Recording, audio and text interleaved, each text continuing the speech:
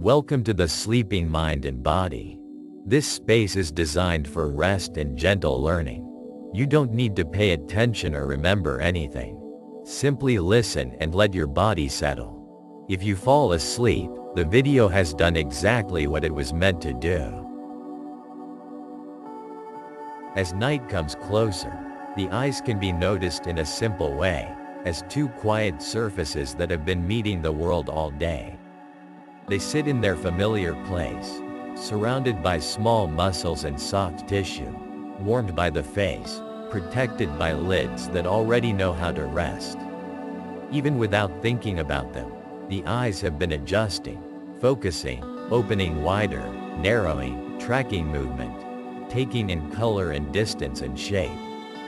And now, in the calmer light of evening, that demand can feel smaller, not as a change that needs to be managed, just as a natural thinning of what asks for attention. In dimmer spaces, outlines often soften. Edges lose their sharpness. The far corners of a room become quieter, less detailed. The eyes do not need to gather as much information, because there is simply less to gather. The world becomes more gentle to look at, not because anything has been fixed, but because the light itself is fewer and slower. In that kind of light, the eyes can feel more like they are resting inside their sockets, held there, supported there, allowed to be ordinary. Sometimes the eyes feel tired before any clear thought of tiredness appears. Not as a warning, not as a problem, just as an early, simple signal that the sensory part of experience is beginning to lower its volume. Vision is such an active sense.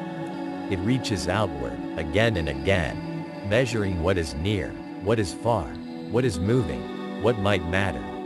When the day has been full of seeing, the eyes can be the first place where the whole system begins to loosen its grip, as if the body is quietly narrowing the field, making it easier to be less involved. Blinking can become more noticeable in the evening, even when it stays subtle. A blink is brief and plain. A thin closing, a short darkness, then open again. It can happen without effort, without choice, returning moisture to the surface of the eye and giving the visual system a tiny pause. That small pause repeats throughout the day, and at night it can feel more spacious, as though each blink leaves a slightly longer echo of darkness behind it. Not darkness that demands anything, just a natural interruption. A soft reset that keeps happening on its own. In lower light, attention can slow in the same quiet way. It may not land as sharply on details. It may hover. It may drift. The eyes might still be open, still receiving, and yet there can be less urgency in what they receive. The muscles that shape focus can ease a little. The gaze may become less pointed, less precise. It is possible to sense the eyes as present without needing to aim them at anything in particular. Present, but not working hard. Awake, but less engaged. The eyes are part of the nervous system's outer boundary, a delicate meeting place between inner life and the environment. When the visual scene is busy, the whole system often feels busier. When the visual scene is quieter, the whole system can feel quieter too, not as a rule, just as a common pattern. Reduced visual input can feel like a kind of relief, as though fewer signals are arriving, fewer judgments are required, fewer tiny decisions about what to track and what to ignore. The eyes do not have to do as much sorting. They can simply receive what is there, dim and calm and incomplete. Even in a quiet room, the eyes keep their gentle habits. They continue to make small movements, called saccades, that shift the point of focus without being noticed. They continue to balance the two images from each eye into a single view.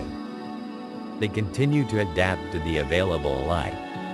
And yet, when evening settles in, these processes can feel less demanding. The sense of looking can soften into the sense of being with. Seeing becomes less like searching, and more like resting in a low-lit space. The eyelids, too, can be felt as part of this softening. They are simple folds of skin, but they carry a strong association with safety and closure. When the lids lower, the eyes are covered, and the world becomes less immediate. With eyes closed, there is often a gentle drop in stimulation, as though the brain no longer needs to construct a detailed scene from light. The visual cortex can shift into a quieter mode.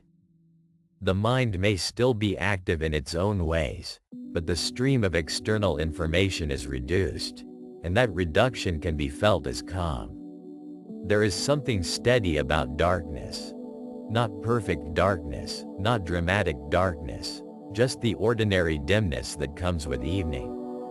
In dim light, the eyes rely less on fine color vision and more on shapes and contrast. The scene becomes simpler, less crowded with detail. That simplicity can feel soothing. It does not solve anything. It does not promise anything. It simply changes what is available, and the eyes respond in the way they always respond, adjusting without being asked. Sometimes people notice a faint heaviness around the eyes at night. The brow may feel less lifted. The area around the sockets may feel warmer, softer, less alert. This can be understood as the face joining the general quieting of the body. The eyes are not separate from breathing, from posture, from the pace of thought. They sit at the center of the face, and they often reflect the overall state of the nervous system. When the system is watchful, the eyes tend to be watchful.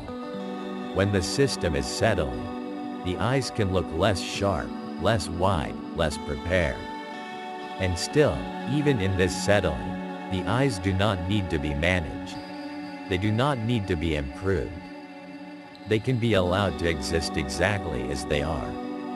Open eyes that are simply open. Closed eyes that are simply closed.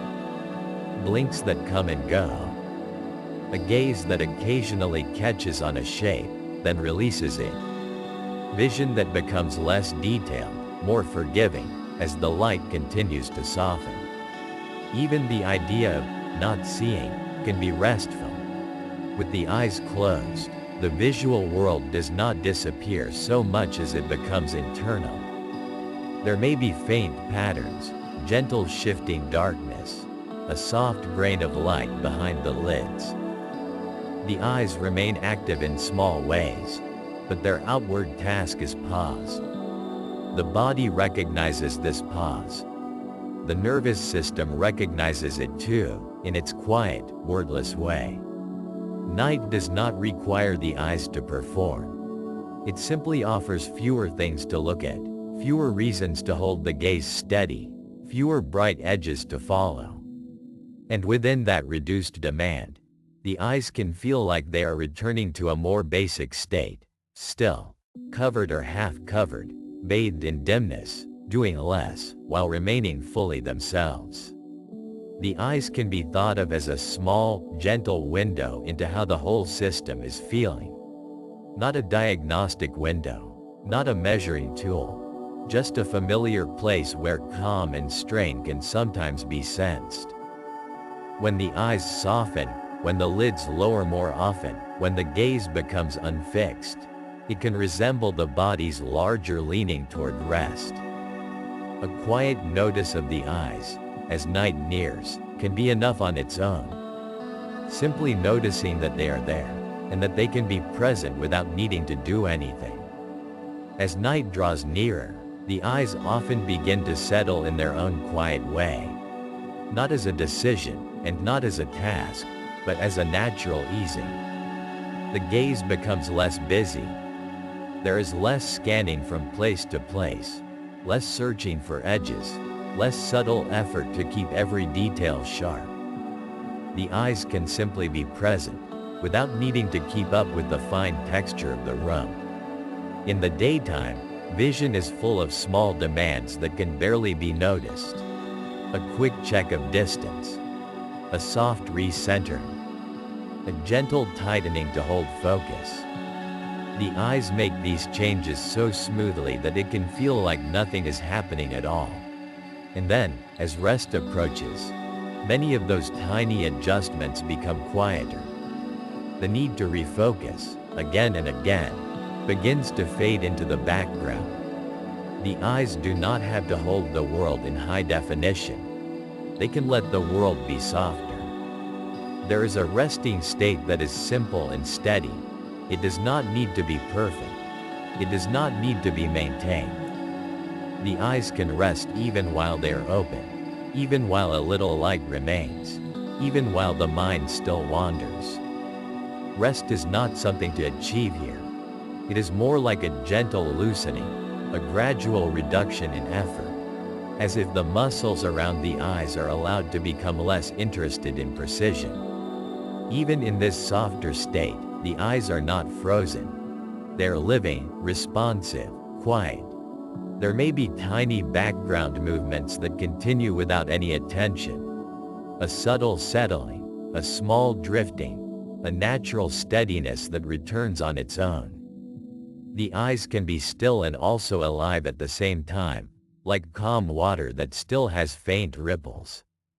Nothing dramatic is required for this. Nothing needs to be checked. The feeling of tired eyes can arrive before the rest of the body feels ready. The eyes have been receiving the day without pause, absorbing patterns and contrasts and motion. They have been meeting screens and faces, rooms and roads, near things and far things. And so, when tiredness approaches, the eyes may be among the first places where the day begins to let go. Not as a problem, not as a sign to interpret, just as a simple fact of how the senses often quiet down. When the eyelids lower, the change can be immediate and gentle. The lids bring a softer boundary. With less visual input coming in, the nervous system often has less to organize. The eyes no longer have to keep placing the world at a distance, no longer have to keep naming shapes and measuring space. Darkness reduces detail, and reduced detail can feel like relief. Not relief with a goal, just relief as a natural response to fewer signals. Closing the eyes can feel like a kind of quiet permission. It becomes harder to track what is happening across the room. Harder to keep up with what might be changing. And in that absence of information, there is less to monitor, less to manage, less to follow. There is nothing to solve, nothing to track, nothing to keep in focus, nothing that needs a clear answer. The muscles that help the eyes aim and adjust can soften in their own timing. They do not need instructions. They can release a little, then a little more, the way the jaw sometimes loosens when it is no longer speaking. The face can become simpler. The brow can lose its small patterns of concentration. The eyes can rest inside their sockets, supported by the surrounding structure, held without effort. And blinking, too, belongs to this quiet rhythm. In waking hours, blinking happens in the middle of attention, in the middle of seeing. It is so quick that the mind barely notices the brief dimness. Each blink is a small interruption, a small closing, a momentary return to dark. As the evening deepens, blinking can slow. The pauses can lengthen slightly. The eyes can spend more time in that gentle, reduced input, as if the body is sampling stillness before sleep fully arrives. There is something calming about not having to look, not having to aim the gaze, not having to keep checking. The eyes can simply stop working so hard. They can stop gathering. They can stop measuring. And the rest of the system can take that as a quiet message. It is safe to be less alert. It is safe to receive less. The eyes can be understood as a small window into the state of the nervous system, not in a dramatic way, but in a simple one. When the system is active, the gaze often becomes sharper, more directed, more ready. When the system eases, the gaze can soften, widen, or fade into the background. This is not something that must happen. It is only something that can be noticed, gently, without analysis. A softening of the eyes can accompany a softening of everything else.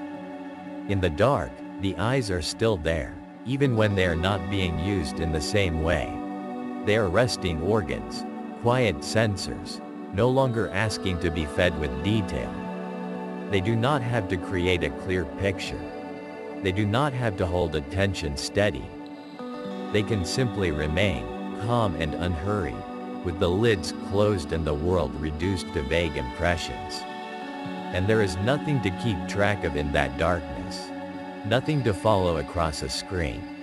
Nothing to trace along a line. Nothing to locate at the edge of vision. The absence of images can be plain and comforting, a simple reduction. The mind does not need to keep interpreting the eye's input, because there is so little coming in. The stream of visual information becomes thin, then quieter still. The resting eye is not a special state. It is ordinary. It is what the eyes are allowed to do when they are not being called upon. Even if thoughts continue, even if distant sounds remain, the eyes can be off duty. They can remain closed without effort, or half closed, or simply less engaged. They can let go of the impulse to clarify. And in that letting go, there is no assignment, no goal, no need to do it correctly. The eyes do not have to prove that they are resting. They do not have to become perfectly still. They can have tiny movements, soft flickers of activity, gentle shifts that happen without being noticed. Rest is not the absence of all motion. It is the absence of demand. Nothing needs to be solved. Nothing needs to be tracked. Nothing needs to be held in sharp focus. The eyes can be quiet, and the quiet can be enough. In this way, the night can hold the eyes in a simpler relationship with the world. Less detail, less effort, less constant adjustment. Just the feeling of being allowed to stop looking, to stop checking, to stop collecting. The eyes at rest are still eyes, still part of the body's awareness, but softened and unhurried, resting in the dark with no need to reach for clarity. As the lids begin to close, it can feel less like an action and more like a settling. The eyes, which spend so much of the day open to detail, start to rest behind a thin, soft cover. The outer world does not disappear all at once. It simply becomes quieter. Edges soften. The visual field becomes muted and less complex, as if the amount of information arriving at the eyes is gently reduced. Eyelids are simple structures, and their effect can seem simple too. When they meet, the eyes are no longer asked to take in distance, movement, color, and shape in the same continuous way. The small muscles around the eyes can ease, and the steady requirement to notice and interpret can begin to fade into the background. The world may still be present as sound, temperature, and touch, but the part that arrives through sight becomes dim, less layered, less demanding. With less visual input, attention often has fewer places to go. During the day, the eyes naturally scan and adjust, responding to changes in light and motion, flickering screens, passing faces, shifting shadows. At night, as the lids close, that scanning can slow. There is no need to hold the gaze on anything in particular. There is no clear object to track. The eyes can remain still, or drift slightly, without any practical task attached to their movement. The closing of the lids can also bring a quiet sense of privacy, not in a dramatic way, and not as a statement, just as a subtle change in exposure. With the eyes closed, the face turns inward. The visual connection to the surroundings becomes faint. Many people recognize this as a gentle kind of sheltering. where nothing needs to be watched, and nothing needs to be visually managed. The space behind the eyelids can feel like a small boundary, thin but meaningful, separating the inside from the outside. That boundary is not absolute. Even with closed eyes, light can still be sensed. The eyelids are not opaque walls. They filter, rather than block. A street lamp through curtains, a hallway light, a pale phone glow somewhere in the room, can still make itself known as a faint brightness. Sometimes the light appears as a soft reddish tone, sometimes as shifting patches. It can be subtle and distant, the way weather is distant when heard through a window. And even without external light, inner impressions can remain. With the lids closed, the mind can still produce images, fragments, and brief patterns. Some people notice gentle shapes, speckles, or a kind of moving grain, like a quiet texture. These impressions are often not meaningful, and they do not need to be interpreted. They can simply be part of what the visual system does when it is no longer organized around the outside scene. In this way, closing the eyes does not create perfect blankness. It creates a different kind of seeing, one with much less structure. The eyes are no longer coordinating with the world's objects, and the brain is no longer receiving the same steady stream of clear visual signals. What remains can be softer, less defined, more like atmosphere than information. The lids themselves have a calm steadiness. Their weight is small, but noticeable. They rest over the curved surface of the eyes, keeping moisture in, protecting the surface, and creating a gentle darkness that is never quite uniform. The lashes touch lightly. The skin of the lids is thin and warm. This covering can feel ordinary and familiar, something repeated every night without needing to be planned. Blinking belongs to the day and to waking life, but it also points toward this nighttime closure. A blink is a brief interruption of the visual world. It is a momentary dimming, repeated over and over, so common it is rarely noticed. In the evening, when the eyes start to feel heavy, blinks can lengthen. The pauses between looking and not looking can stretch just a little. The eyes may linger closed for an extra beat, as if testing the quiet. Sometimes the eyes feel tired before the rest of the mind seems ready to let go. The muscles around the eyes can soften early. The desire to stop looking can arrive before the desire to stop thinking. Vision is one of the most information-rich senses, and it asks for constant adjustment, focus, alignment, tracking, and exposure to light.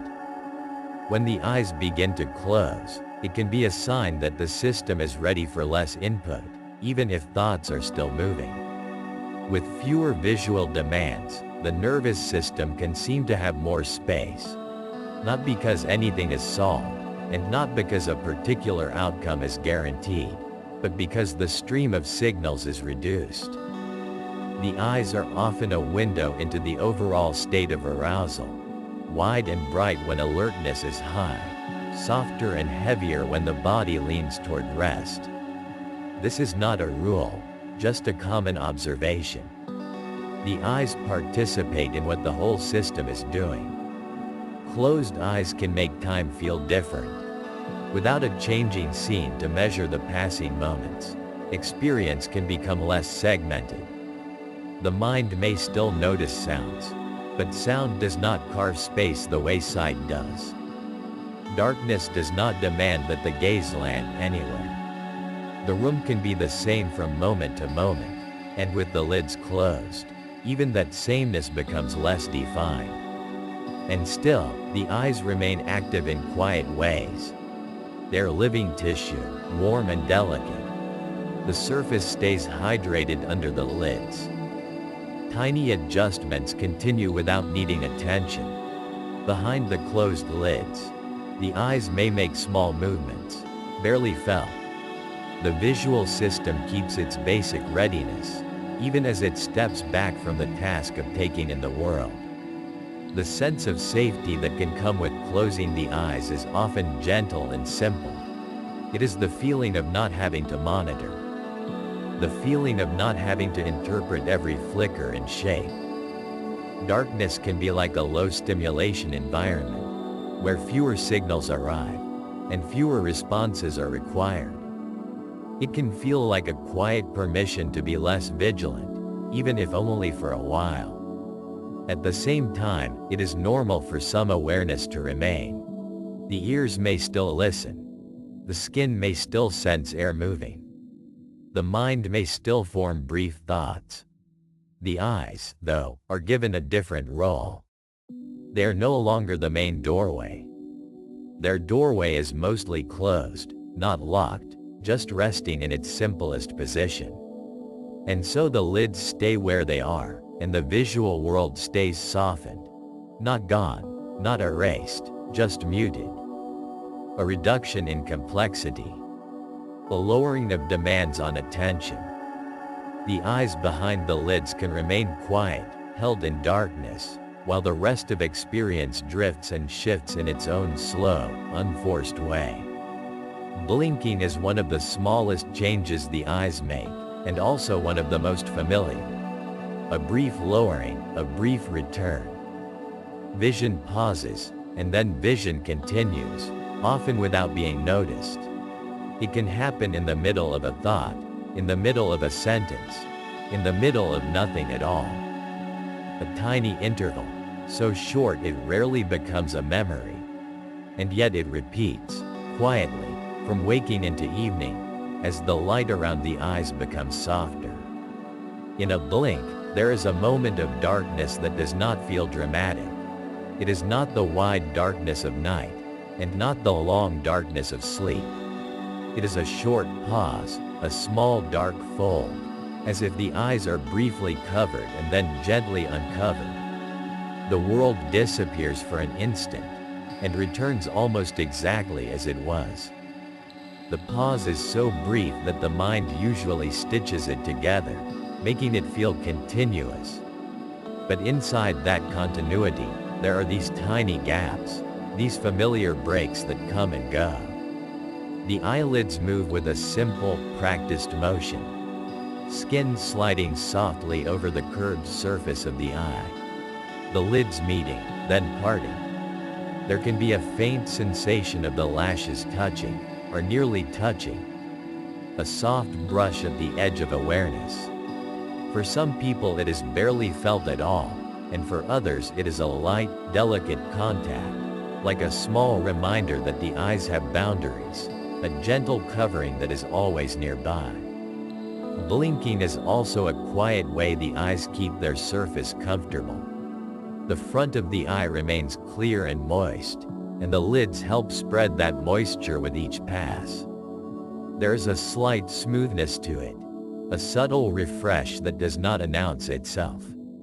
It is not a feeling of doing something, but a feeling of something being maintained.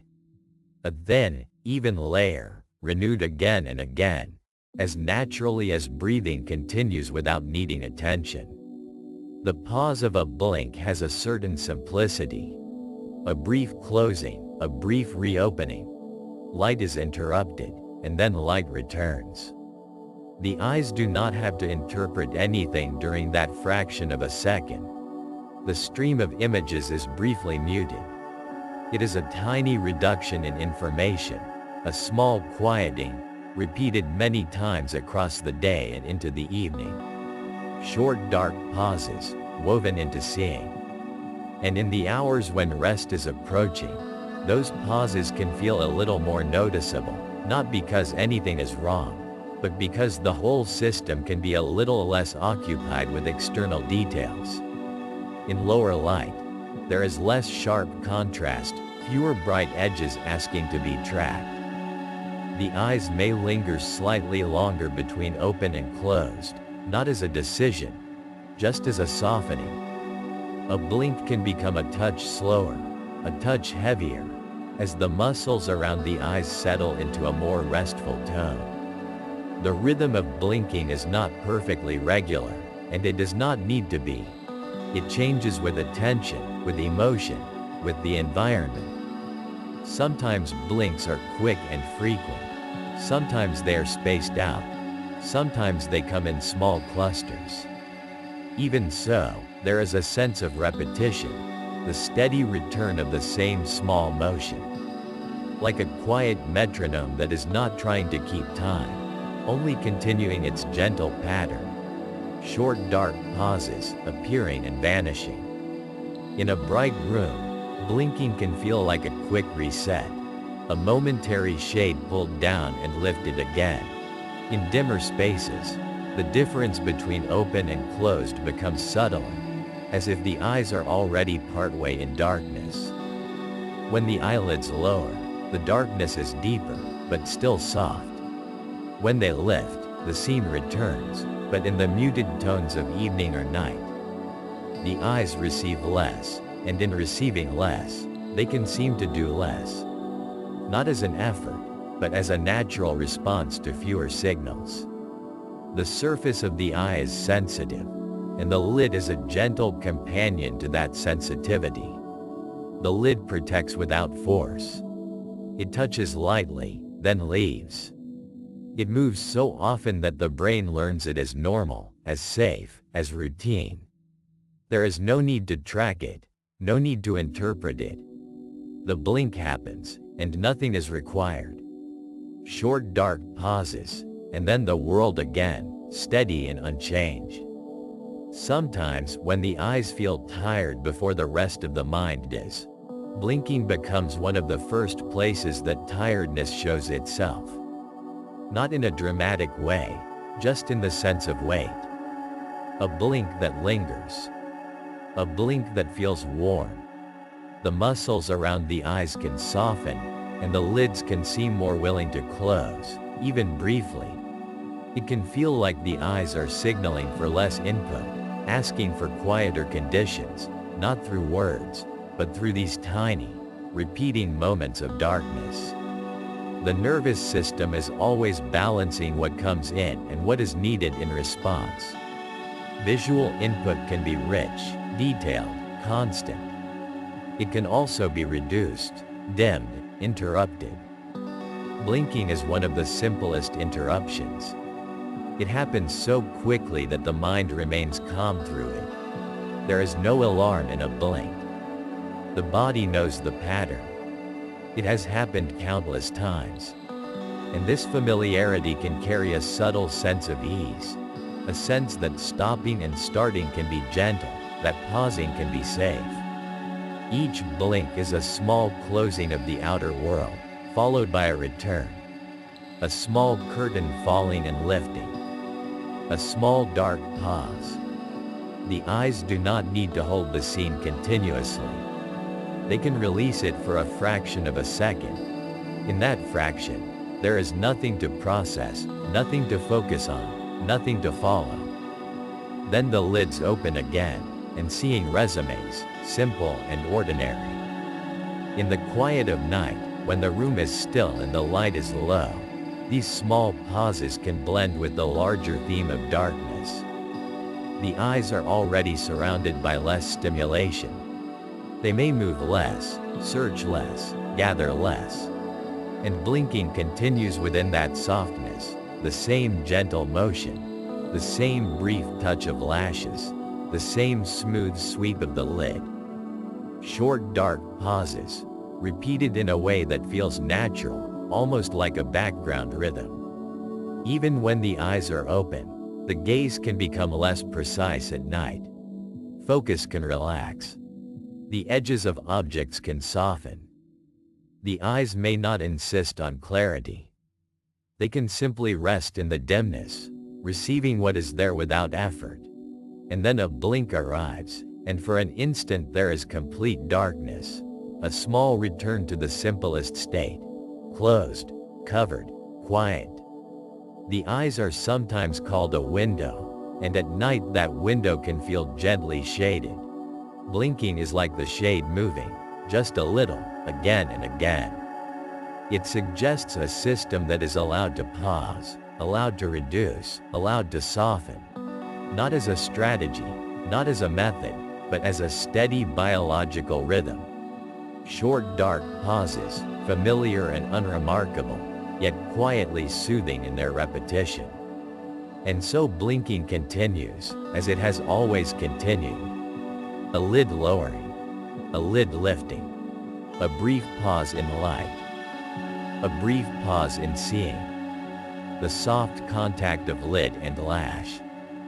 The slight moistening that keeps the surface smooth. The simple rhythm that asks for nothing. Short dark pauses, returning gently, over and over, as the night holds steady and the eyes remain quietly present within it. In low light, the world begins to lose some of its edges. Shapes do not disappear, but they soften.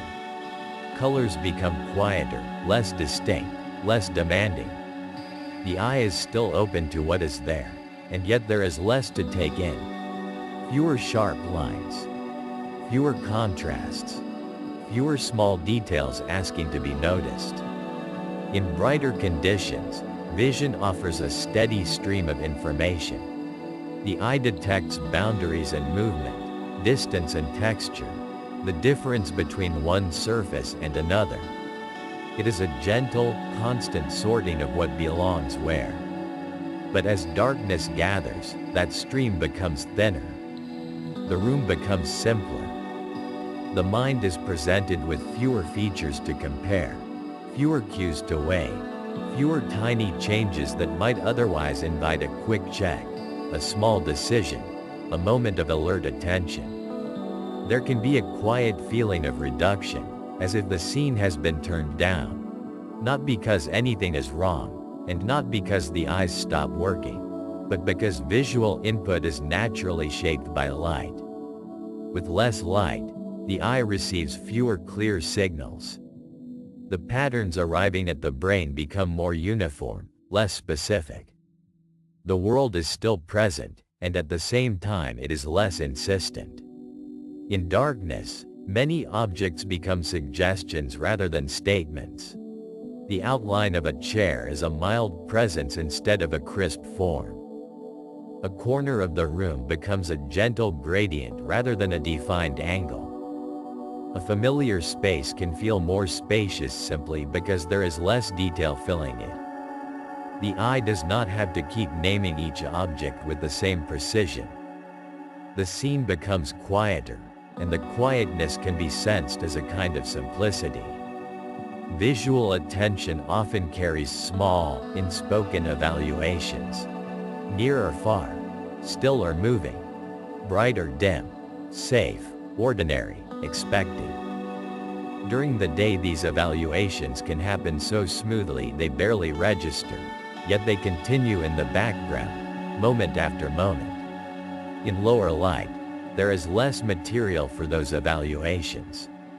Fewer distinct contrasts mean fewer points for attention to land on. Fewer clear edges mean fewer places where the gaze feels pulled. The eyes are one doorway into the nervous system's sense of what is happening.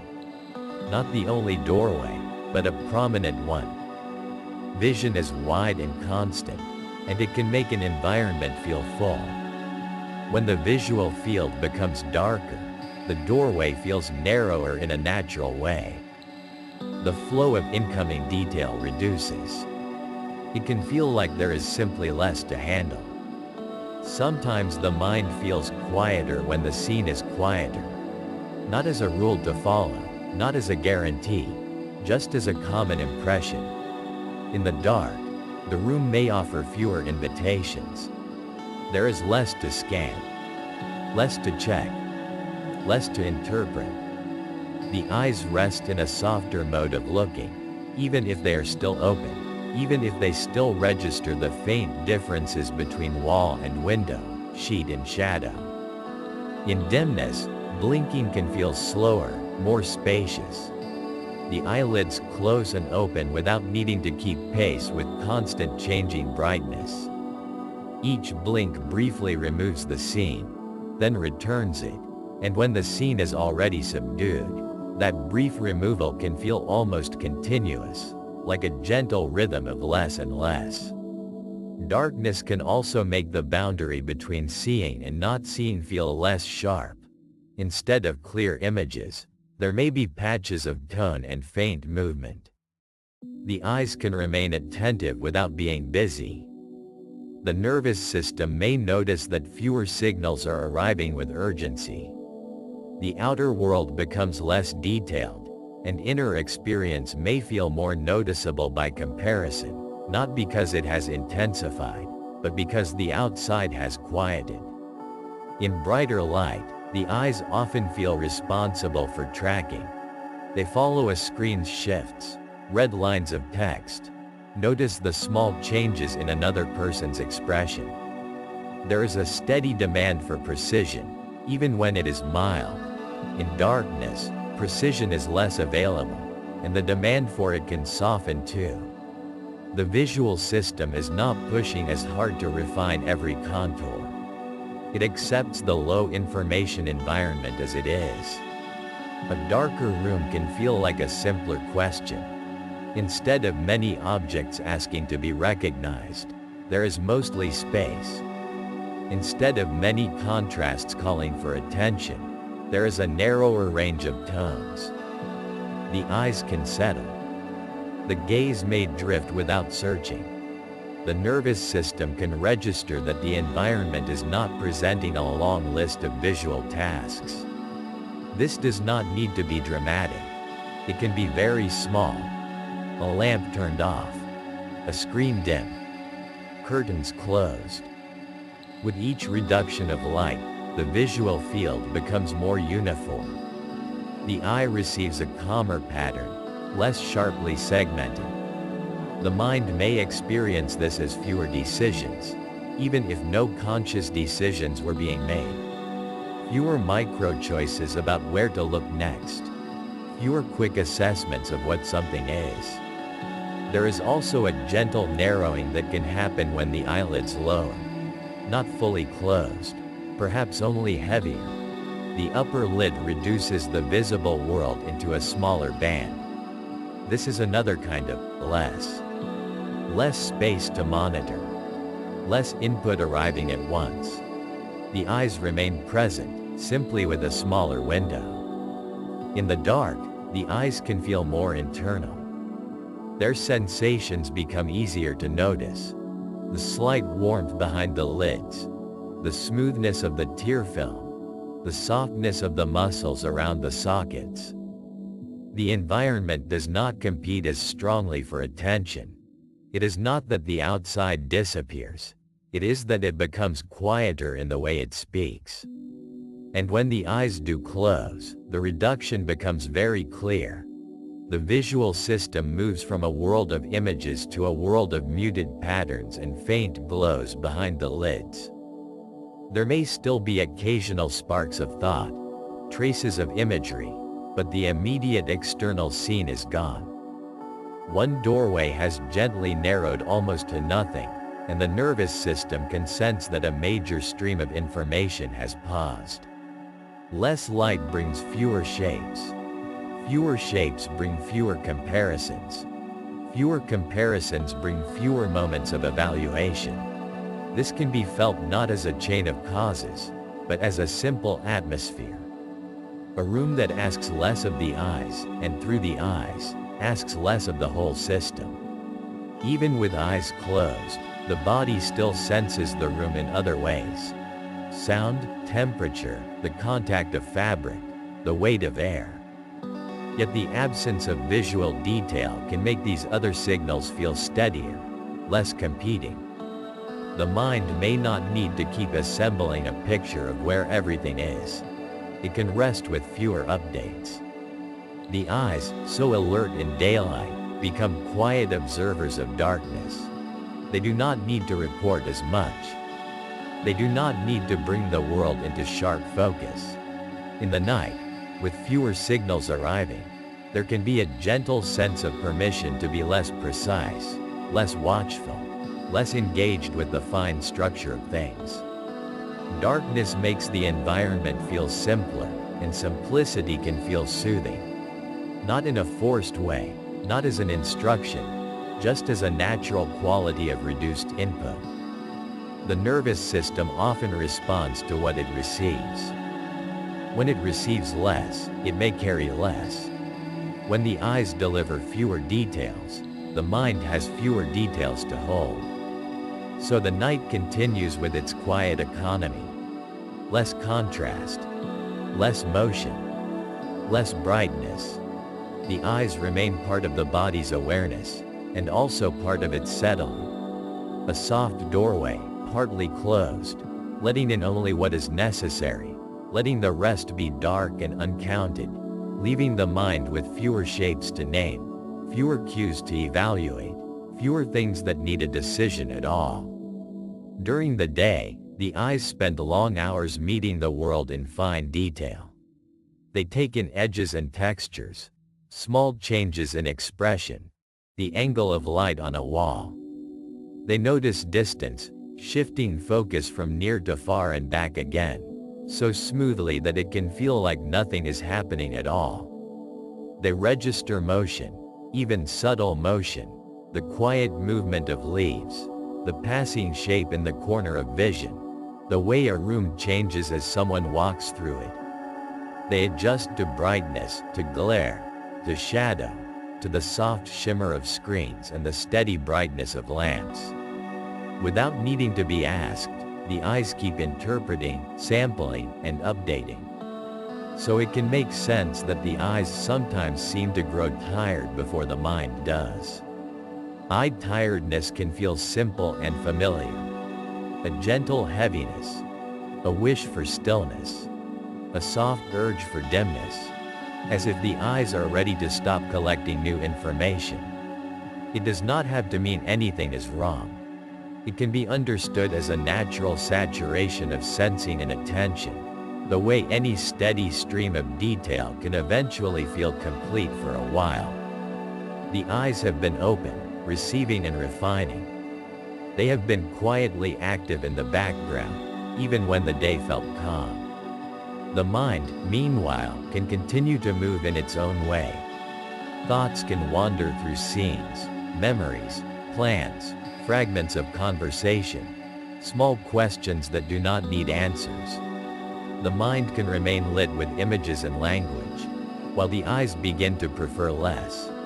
This contrast can be surprisingly common. Busy thoughts alongside eyelids that feel heavier, softer, less interested in holding the world in focus. It can be like two different kinds of attention, each finding its own rhythm as night approaches. The eyes are close to the surface of experience. They are always facing outward, always exposed to light and movement. They are constant interpreters, translating brightness into comfort or strain, translating patterns into meaning, translating distance into depth.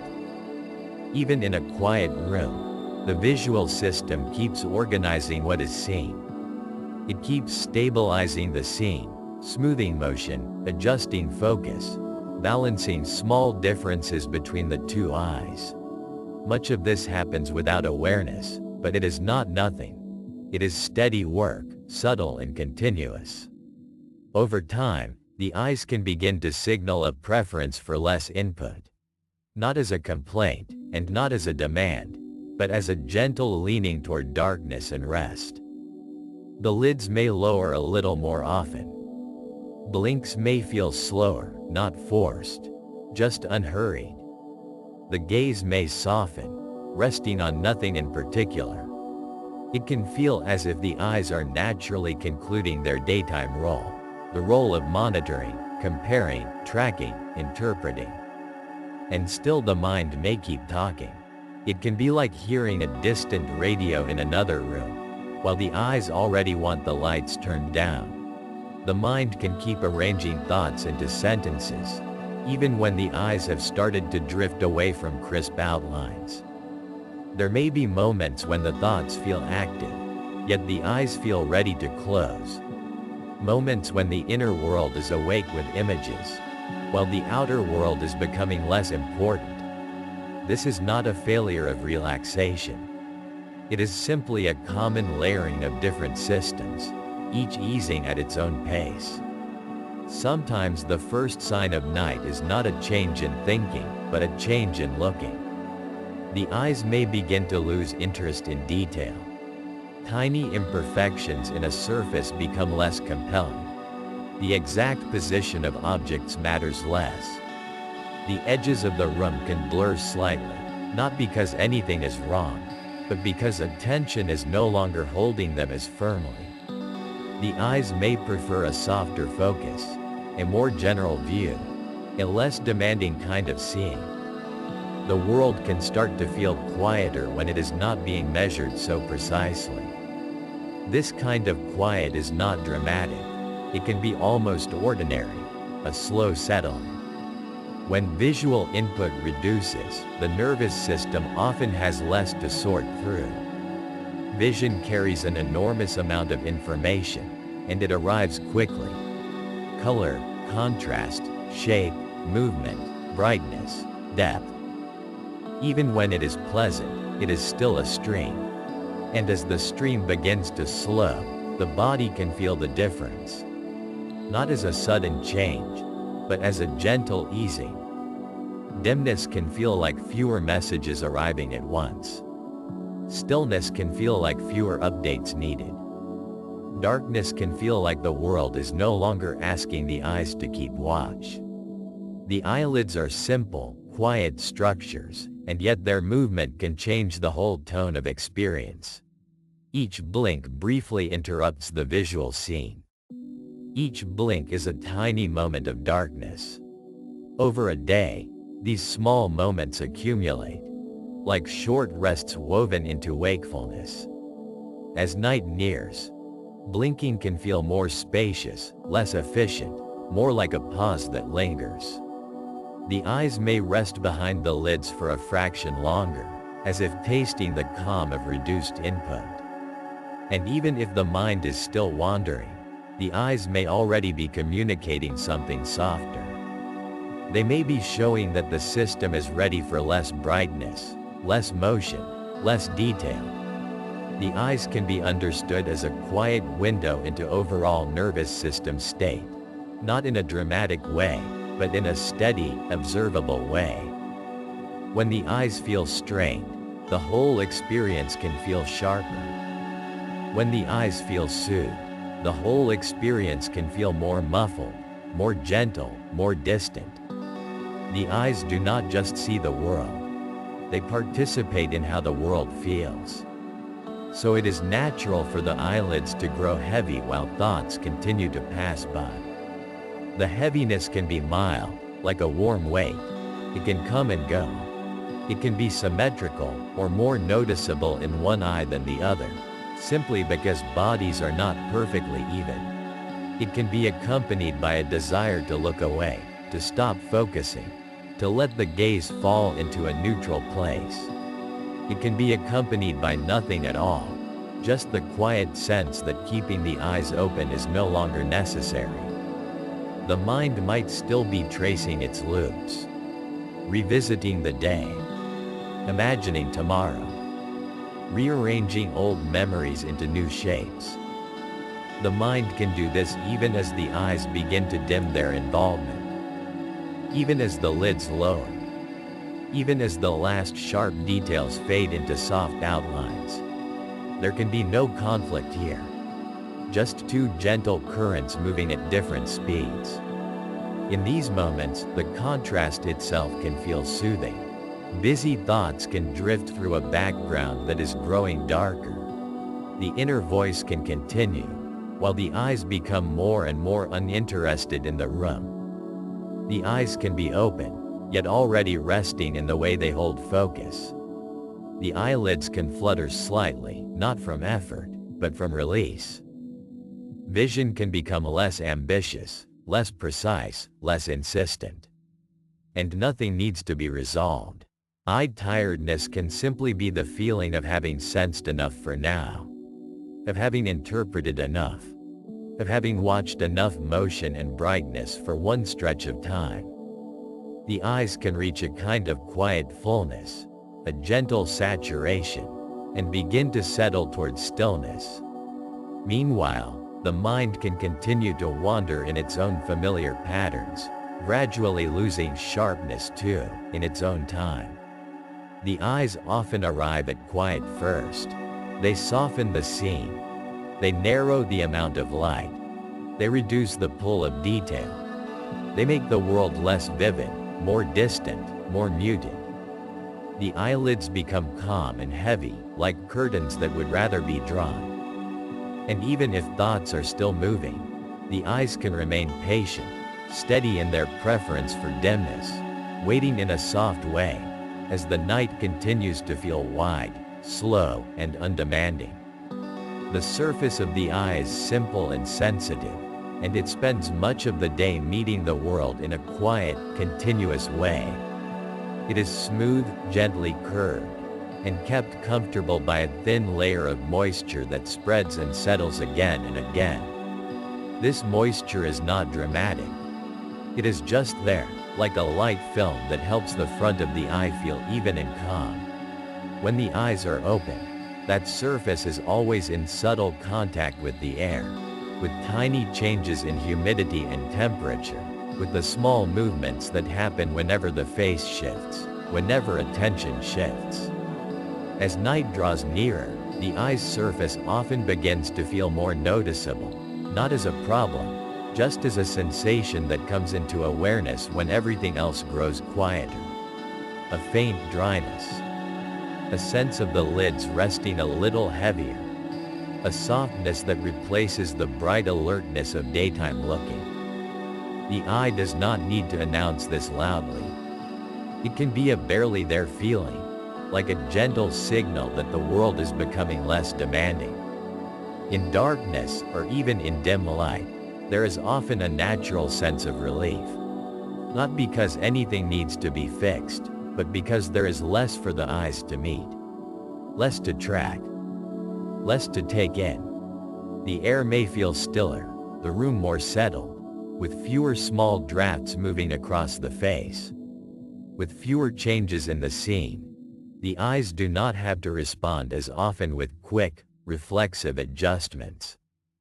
The gaze has less reason to widen or sharpen. It can soften on its own, without effort. Blinking is one of the simplest ways this surface stays comfortable. The lids close and open, spreading moisture in a smooth, familiar motion. Each blink is brief, almost unremarkable, and yet it quietly refreshes the front of the eye. It smooths the surface again, like a calm reset that happens many times a minute. And as tiredness comes closer, blinking often slows and lengthens slightly.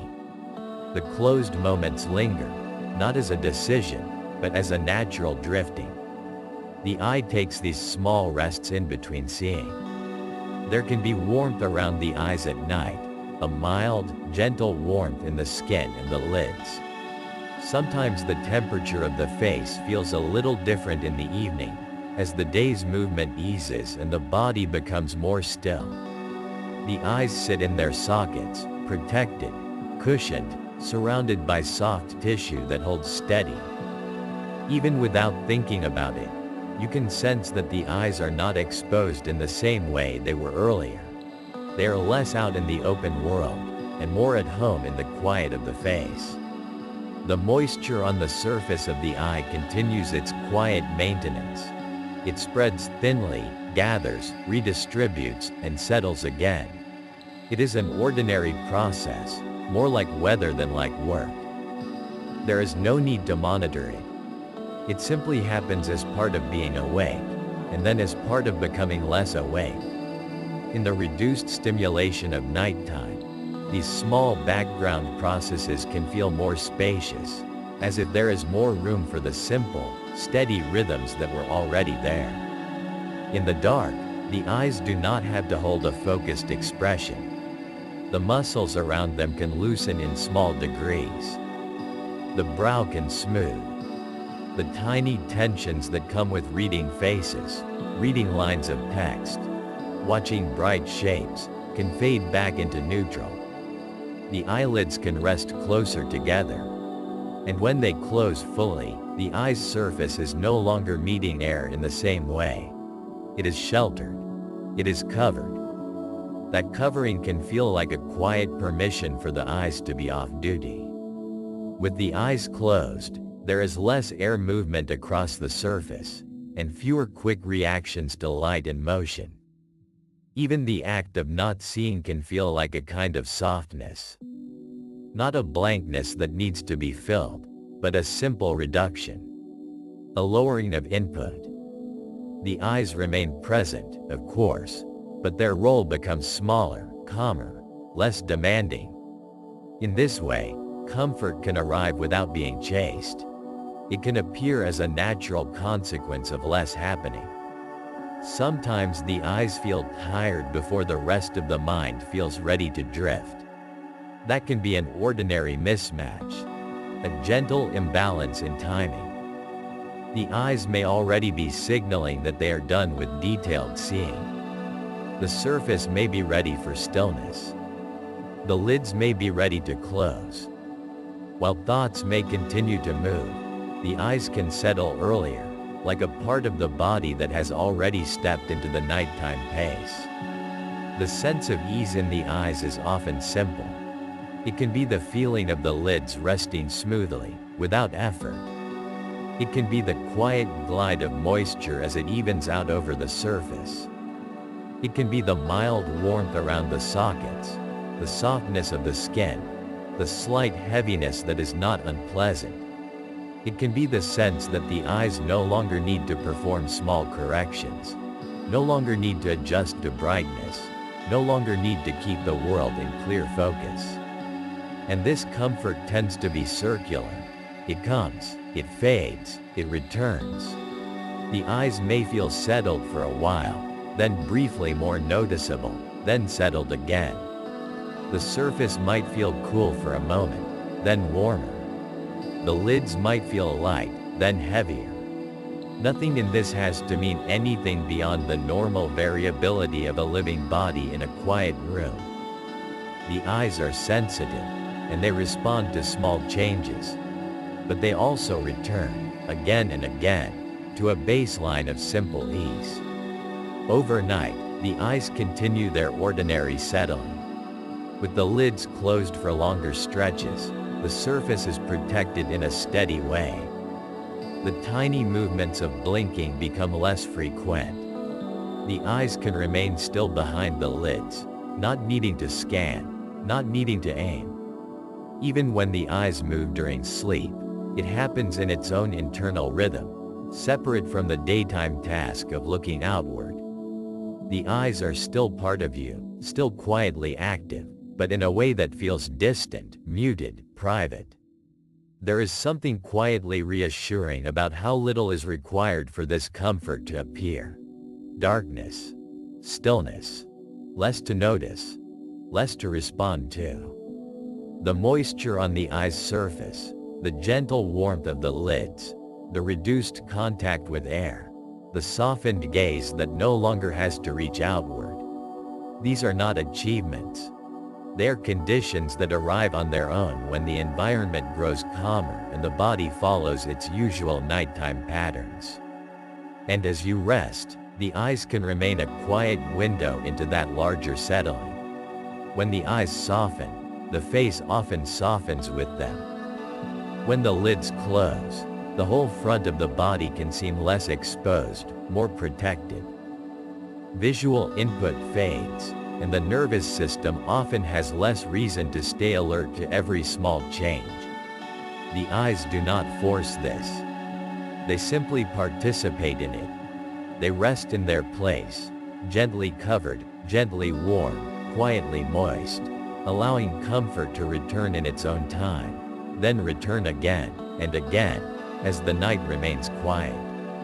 When the eyelids come to rest, the world does not disappear all at once. It simply becomes quiet. The eyes are still there, settled in their sockets, no longer shaping the scene in front of them. And yet, behind the lids, there can be a gentle sense of something continuing. a soft screen of darkness where small impressions sometimes appear and then fade. In that darkness, it is common to notice faint patterns. They can look like slow clouds, thin waves, or dim grains moving across a field that is mostly black. Sometimes the darkness seems smooth and even. Sometimes it has depth, as if it is layered. Nothing about it needs to be sharp. Nothing needs to hold still. The eyes are closed, and the mind is simply aware that there is still a kind of seeing, though it is not the same as daytime vision. Now and then there may be a mild glow, like a distant light through fog. A soft spot that brightens briefly, then dissolves. A pale line that drifts to the side. A momentary shimmer that feels more like a suggestion than an image. These impressions can be influenced by many ordinary things. The last light the eyes encountered, the way the eyelids rest, the natural activity of the visual system as it settles. But there is no need to figure it out. It is enough to notice that the darkness is not always perfectly uniform, and that the mind can witness these subtle changes without effort. Sometimes an afterimage lingers. Not a clear picture, just a memory of brightness. It may arrive as a faint rectangle, or a soft arc, or a gentle wash of color without a name. It can hover for a moment, then thin out, like a ripple smoothing itself back into still water. The eyes do not have to chase it, and the mind does not have to hold it. It appears, and then it's already moving on. And often, attention moves in a loose rhythm.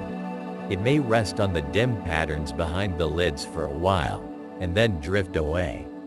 It may slide toward a sensation in the face, the quiet weight of the eyelids, the warmth around the eyes, the stillness of the muscles that usually guide looking. Then attention may float again, toward a thought that forms without being invited. A fragment of language. A simple memory. A small plan that begins to take shape, and then loses its energy. This drifting can feel natural, like a gentle tide. The mind notices, then does not notice. It returns, then wanders. Nothing needs to be controlled. There is no requirement to stay focused on the darkness, and no requirement to avoid thoughts. The attention can be light and uncommitted, touching one experience and then another, without needing to decide what matters. Behind closed eyes, the visual system can keep sending quiet signals. Even in darkness, the retina and the pathways that interpret vision are living tissue, active in small ways. The brain areas that usually assemble edges and motion in space may still create faint impressions, even when there is no scene to build. This is not a problem to solve. It is simply part of being a nervous system that is always, gently, doing something. In the evening, that something often becomes softer and less demanding. The darkness behind the lids can feel like a calm surface that receives whatever passes through. A dim flicker. A passing thought. A faraway sound. A slow breath. It all arrives on the same quiet background. And the background remains.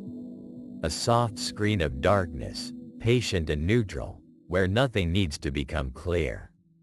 At times, the closed eye patterns may seem to organize themselves. A vague spiral, a shifting grid, a slow pulse that appears and disappears. Then, just as easily, it returns to plain darkness. Sometimes there is a sense of distance, as if the darkness is far away. Sometimes it feels close, as if it is right up against the inner side of the lids. These are subtle perceptions, and they can change from moment to moment. In the same way, thoughts can become less solid. They may arrive as incomplete sentences, gentle and unfinished. A thought may start, then pause, then drift away without needing to be completed. Images may form in the mind that are not quite dreams, not quite memories. A face without detail. A place without a name. A movement without a story. They can flicker like small lanterns in fog, briefly visible, then gone. And the mind may notice this happening. Then the mind may forget it is noticing. Awareness can dim and brighten in a slow, natural cycle. Sometimes there is clarity, an awareness of darkness, of inner light impressions, of the gentle act of resting. And sometimes there is only a vague sense of being here, with no particular object of attention at all. The eyes, closed and still, often feel like one of the first parts of the body to signal quiet. During the day they are busy, continually adjusting, tracking, blinking, responding to brightness and movement. As night arrives, they can seem to soften sooner than the rest of the mind. The sensation of tiredness around the eyes can be simple and physical, like a lowering of intensity. The effort of looking is absent. The small muscles around the eyes can feel less engaged. The face can become more neutral, less arranged. With the lids closed, the stream of visual input is reduced to almost nothing. That reduction can feel like space opening up. Fewer details to parse. Fewer edges to name. Fewer changes to follow. The nervous system does not have to keep orienting to the environment through vision in the same way. And so the inner world can become more noticeable, not dramatic, not meaningful in any required way, just present. Even the occasional light impression behind the lids can feel gentle, because it has no demand attached to it. It does not need interpretation. It is not asking for a response. It can be there like a soft flicker on a darkened wall, and then it can fade, leaving the darkness smooth again. This is one of the quiet truths about the eyes at night. When they close, they do not insist on anything. They simply rest in their own position, covered and protected, while the mind floats nearby. Awareness may rest on the soft screen of darkness, then drift to the weight of the body, then pass through a thought, then return again. There is no straight line, just a gentle circling. Sometimes the darkness feels deeper, like it has widened. Sometimes it feels like a simple, flat black. Sometimes there are faint colors, soft purples, muted greens, dim blues. So subtle they seem almost imagined. And maybe they are partly imagined. In this state, the boundary between perception and imagination can become less important. The mind can allow impressions to come and go without sorting them. The eyes remain closed. The lids stay in place. Behind them, the darkness continues to be what it is, quiet, featureless, or lightly patterned, depending on the moment. Attention continues to drift in its own way. Noticing, then not noticing. Softly present, then even softer. And through it all, that calm screen remains, steady and untroubled, where nothing needs to become clear. At night, the world becomes less insistent. The light fades, edges soften, and many systems in the body begin to move in a quieter way. Nothing dramatic needs to happen for that quiet to arrive. It can be as simple as fewer signals coming in, fewer details to track, fewer changes in brightness and motion. In that dimmer space, the eyes are no longer asked to do as much. They're not scanning, not focusing and refocusing, not measuring distance from moment to moment. Their workload eases without anyone needing to manage it. The eyes are often among the first places where tiredness is noticed. Not because something is wrong, and not as a message to fix anything, but because eyes sit right at the surface of experience. They face the room, the screen, the small movements in air and shadow. They respond to all of it, quietly and constantly, even when attention is elsewhere. When the day has been full of images and light, the eyes can feel heavy before thoughts feel slow. That heaviness can be simple, like a natural closing of a chapter, an early sign that sensory input is becoming less necessary. As night continues, the demands on vision tend to reduce. Darkness does not need to be complete to have an effect. Even low light changes the amount of information available. Colors become less vivid. Fine detail becomes less important.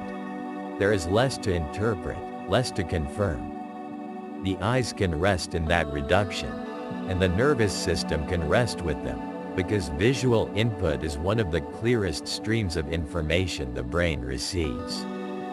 When that stream quiets, the rest of the system often has more space to settle. Blinking is part of that gentle settling.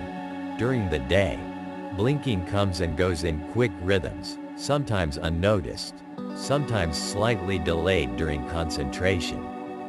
Each blink is a small, soft interruption, a brief returning to darkness. It is a tiny pause that happens on its own. As rest approaches, blinking may slow and become more complete.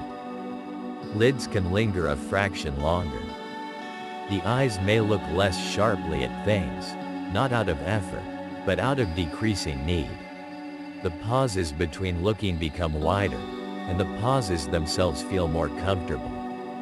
When the eyes finally close for longer stretches, there is a kind of permission in that closing. It is not a task being completed. It is an easing. The eyelids draw a thin curtain that reduces brightness and movement to almost nothing. Behind that curtain, the eyes are still present, still living tissue, still gently active in the way all living tissue is. But they are no longer required to keep watch over the room. They can be still, allowed to be still, with long spaces where nothing is asked of them. In sleep, the eyes do not disappear. They simply change their relationship to the world. They sit in darkness, kept moist and protected by the lids. The surface of the eye, which spends the day exposed to air, becomes enclosed in a more stable environment. That enclosure can feel like cooling down, like settling. The muscles around the eyes, which subtly hold expression and focus, have fewer reasons to tighten. The small adjustments that happen all day, tracking, converging, widening, narrowing, are no longer as relevant. The system can return to a simpler baseline, not as an achievement, but as a natural drift. Overnight, many processes in the body take on a quieter tone. Breathing often becomes more regular. The heart tends to slow. The balance of alertness and rest shifts. In that overall change, the eyes share in the lower demand. They are not receiving new scenes. They are not sorting through bright contrasts. The visual world is paused. And with that pause, the eyes are simply allowed to exist without performance. Allowed to be soft. Allowed to be unobserved. Sometimes the eyes move beneath closed lids, small motions that come and go. Sometimes they remain still for long periods. Either way, there is no need to follow it like a story. It can be enough to know that the body has its own nighttime patterns, and the eyes are included in those patterns. The eyes can be quiet, and then briefly active, and then quiet again, in rhythms that do not need attention. The idea of recovery at night can be understood in very plain language. Not a project, not a before and after, not a promise of better.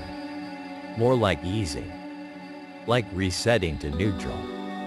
Like settling back into a comfortable position after being held in one posture for hours. Through the night, the eyes are given fewer reasons to strain against light, fewer reasons to hold sharp focus. The small tissues around them can soften.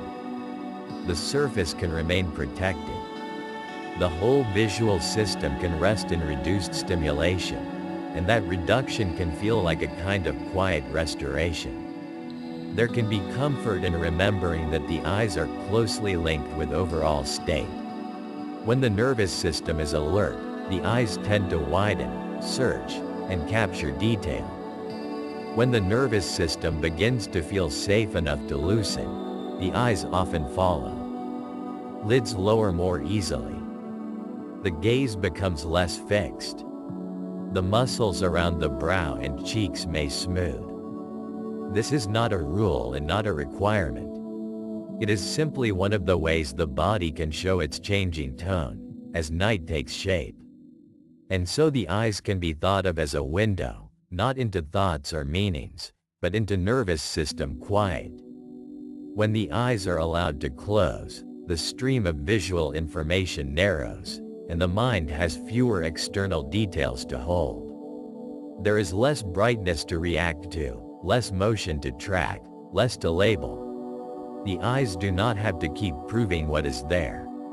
They can rest in not knowing. They can rest in darkness, where the world does not need to be measured. Again and again through the night, the same simple situation returns. The lids remain closed. The room stays dim or dark. The eyes are sheltered. They are allowed to be still for long stretches. The long stretches are not empty. They are simply quiet. Quiet in the way night is quiet, even when the body is still working gently in the background. Quiet in the way a paused scene is quiet, with nothing new demanded from it. In that quiet, there can be a sense of settling, and then more settling. A cooling down of effort. A soft return toward baseline. The eyes are not trying to become anything. They are not being improved. They are simply resting in the conditions night provides. Less light, less input, less need for focus, and in those conditions, they can gently restore themselves in their own timing, again and again, as the dark continues. The eyes can be thought of as a quiet window into the tone of the nervous system. Not as a test, and not as a message that needs to be solved, but as a gentle reflection. When the body is alert, the eyes often hold a certain brightness, a readiness, a subtle widening. When the body begins to soften, the eyes often soften too, with smaller movements, less searching, less effort. Even in darkness, even behind closed lids, there can be this sense of the eyes shifting from outward focus into a simpler kind of presence. There is a kind of shared language between the eyes and the rest of the body. It is subtle and ordinary. The eyes do not have to do anything dramatic to show it. Sometimes it is just a feeling of the gaze becoming less pointed. Sometimes it is the way blinking becomes slower, or the way the muscles around the eyes stop holding shape. The nervous system has many branches and many signals, and the eyes are simply one place where that overall tone can be noticed, like a surface that shows whether a breeze is moving through. In the day, vision asks for constant updating. Light changes, shapes move, edges appear, distances shift. The eyes and the brain work together so closely that it can feel like a single process.